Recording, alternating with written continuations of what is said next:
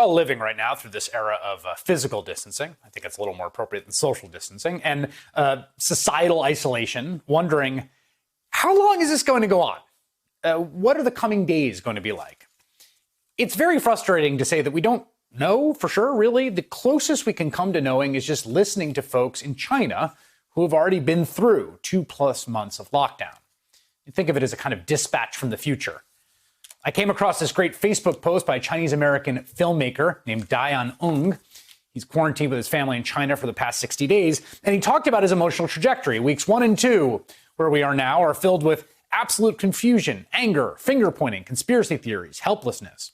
By weeks 3 and 4, realization kicks in that this shiznit is for reals, and it's not going to be over quickly. A little depression starts kicking in. Weeks 5 and 6 is, quote, hitting your quarantine stride, basically feeling like you got this. And by week 7 and 8, as the new infection numbers have dropped to almost zero in most places nationwide, you begin to venture out slowly, like a POW, and realize the front gate's been left open. I found all of this very human, and it gave me some hope and comfort. So tonight I thought we should talk to someone who's gone through the experience. Peter Hessler, who lives and works in Chengdu, China, spent 2 months in a 4-room apartment with his wife and kids, quarantining there. He wrote about the experience for The New Yorker and relates the slow exit from lockdown like this. On the 45th day of the lockdown, our family went out to dinner for the first time. My daughter still hadn't interacted with another child their age, and there had been no announcement about school. New Yorker staff writer Peter Hessler joins me now. And first, I guess, take me through the trajectory of your experience, of this same feeling of how long this is going to go on. How long can we keep this going as the quarantine extended? Yeah, I mean, that's really one of the issues is the lack of certainty. I mean, you were never told this was going to be a month or 2 months. And so that's part of what you're dealing with. And then, of course, the other thing you're dealing with is having children in this situation, I think, is really difficult. And especially the isolation from other kids. I mean, our kids, just this last week, they finally were able to see other children their age. So that's a long time, almost 2 months. Very hard on them. You did some reporting about the lockdown measures there and also the hospitals. Tell us, I mean, the lockdown in China strikes me as considerably more severe even than what we have here in even the places that are under shelter-in-place orders. Yeah, no, in many places, you couldn't even leave your building, basically, or they would let one person go out every 2 or 3 days. That was very common. I think the main difference, though, in China was they were also gathering a lot of information. There's a lot of contact tracing.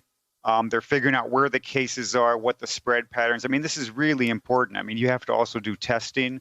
When we were in lockdown, people came to our apartment 3 different times to gather information about where we had traveled, where we were from, how many people we had. And they were using all that information to have plans for the future. Because I think the other thing to remember is, even a 2-month lockdown is not going to solve the problem. This is a year or 2 years probably until you get a vaccine. And so you need to develop systems in place where you can track outbreaks. You can have more flexible, more individualized responses to outbreaks.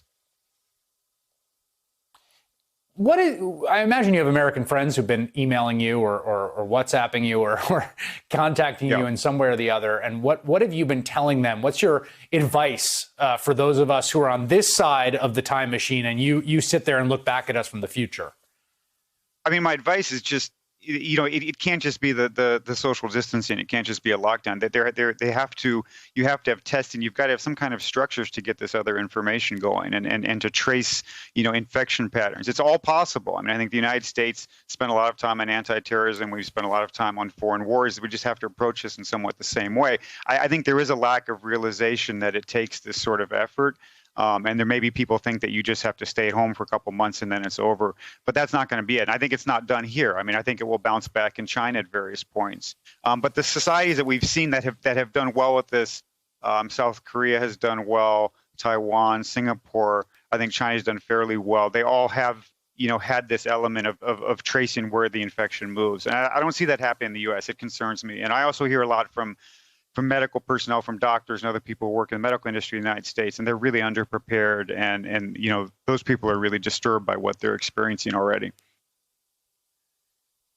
What has it been like as things have slowly opened up? I think all of us are holding on our in our minds, like that we're going to get through this. This is not the new permanent normal. Someday we're going to go to a restaurant again, like you write about. What has that process, how has China managed that, and what has it been like, just your experience of it?